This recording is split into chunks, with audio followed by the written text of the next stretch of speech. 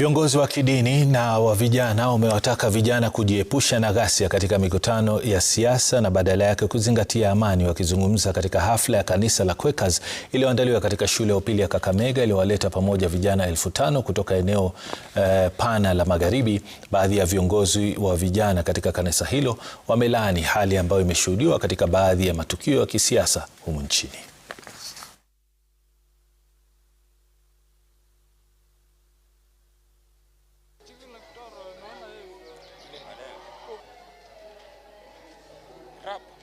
We need to maintain peace, we need to maintain tranquility in our church and in the nation at large.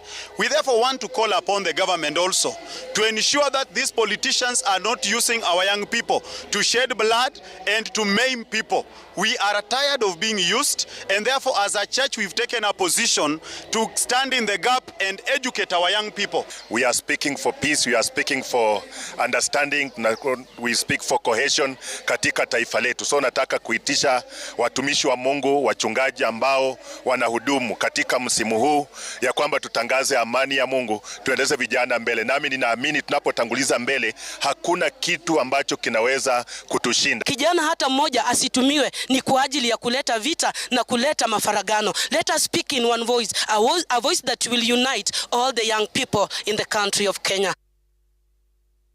Serikali